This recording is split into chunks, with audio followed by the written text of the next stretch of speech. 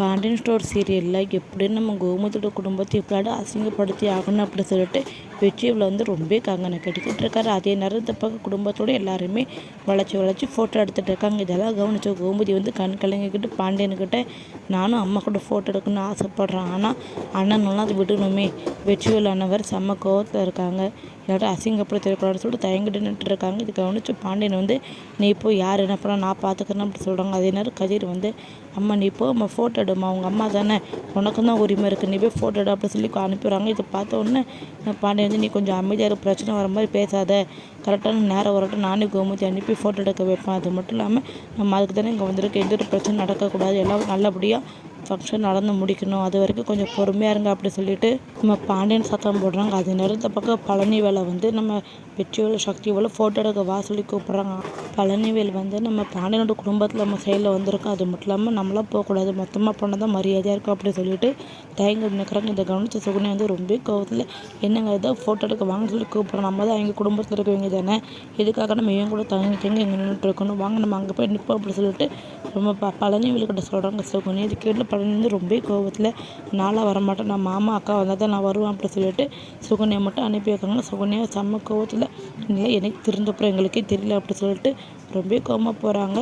இந்த பக்கம் நம்ம ராஜி வந்து குமரவள்ளிக்கிட்ட போய் எல்லா விஷயத்தையும் சொல்கிறாங்க. இந்த மாதிரி குடும்பத்துக்கு எல்லாருமே பாட்டி கூட ஃபோட்டோ எடுக்கணும்னு ஆசைப்பட்றாங்க, ஆனால் அப்பா அம்மா விடுவாங்க தெரியல அப்படி சொல்லிட்டு ரொம்ப தயக்கத்தில் சொல்லிட்டுருக்காங்க. சித்தப்பாரு ரொம்ப கோவத்தில் இருக்கார் அப்படி சொல்லவே இது கேட்டோன்னே குமரல் வந்து ஆமாம் கோவத்தில் தான் இருக்காங்க, நீங்களே பண்ண விஷயம் அந்த மாதிரி இருக்குது, அது மட்டும் இல்லாமல் உங்களை பிறநாளுக்கு வாங்கன்னு சொல்லி தான் கூப்பிட்டுச்சு, இந்த மாதிரி மேலே தொலைத்துட்டு வந்து குடும்பத்தை அசிங்கப்படுத்த சொல்லி கூப்பிடல, இப்போ பாரு இப்போ எல்லோரும் மட்டும் அவமானமாக தான் இருக்கும் அப்படி சொல்லிட்டு இருக்காங்க.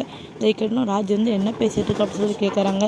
ஆமாம் ஃபோட்டோ எடுக்கணும்னு என்கிட்ட சொல்லியிருக்கணும், அது மட்டும் இல்லாமல் ஒழுங்காக நீங்கள் வந்திருக்கு 4 பேர் மட்டும் வரணும், இப்படி ஊரையே கூட்டிகிட்டு வந்து இப்போ பிரச்சனை பண்ணிகிட்டு இருக்கீங்க, இப்போ தான் கொஞ்சம் குடும்பத்துக்கு எல்லா பிரச்சனையும் முடிஞ்சு ஒன்று சேர மாதிரி இருந்துச்சு, இப்போ நீங்கள் தான் பழையபடி அசிங்கப்படுத்துகிறீங்க அப்படி சொல்லிட்டு ராஜுக்கிட்ட ரொம்ப கோவமாக சொல்லிட்டு குமரவேல் அங்கே போயிடறாங்க. இந்த பக்கம் இதெல்லாம் கவனிச்சு நம்ம சுகன்யா வந்து குமரவேல் கூப்பிட்டு சொல்கிறாங்க, இங்கே பாரு குமரவேல் நீ ராஜுக்கிட்ட பேசுகிற கரெக்ட், இதே மாதிரி எல்லாரும் நடந்துக்கா, அது மட்டும் இல்லாமல் கூடி சீக்கிரம் நம்ம அந்த அரசியை எப்படியாவது உன் காலில் வந்து விளை வைக்கணும், நீ எப்படி கோர்ட்டில் எல்லாரும் முன்னாடி அவள் காலில் விழுந்து மன்னிப்பு கட்டி அதே மாதிரி எனக்கு நீ தான் வேணும் குமரவேல், என்னோட இல்லாமல் என்னோட வாழ்க்கையில்னு சொல்லிட்டு இவ்வளோ கதற உடனே குடும்பத்தில் எல்லாருமே ரொம்ப சந்தோஷமாக இருக்காங்க.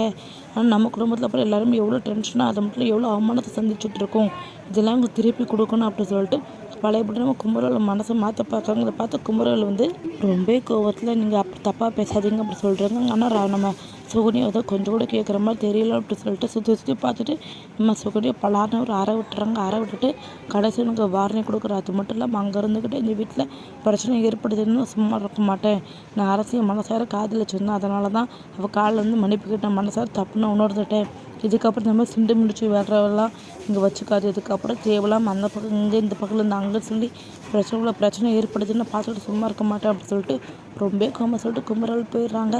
நம்ம குமரவேல் கையில் அடி வாங்கின சுகுனி வந்து ரொம்ப கோவில் எண்ணெயை அரைஞ்சிட்டலாம், அப்புறம் நான் எப்படி சும்மா விட மாட்டேன், அது மட்டும் இல்லாமல் வாழ்க்கையில் சீரழிக்காமல் இங்கேருந்து நான் போக மாட்டேன் அப்படி சொல்லிட்டு மனசில் நினச்சிட்டு இருக்காங்க. சுகுனி நினச்சி நடக்க போகுது, அது முன்னே குமரவேல் வந்து பழசெல்லாம் மறந்து என் குடும்பத்துக்கு நல்லது நினச்சிட்டு இருக்காங்க. எப்படியாட்டும் நம்ம அரசியல் இதெல்லாம் புரிய வந்து குமரவேல் அரசியல் செய்ய நினைக்கிறீங்க எல்லாருமே. வீடியோக்கு லைக் பண்ணிடுங்க. தேங்க்யூ ஃபார் வாட்சிங்.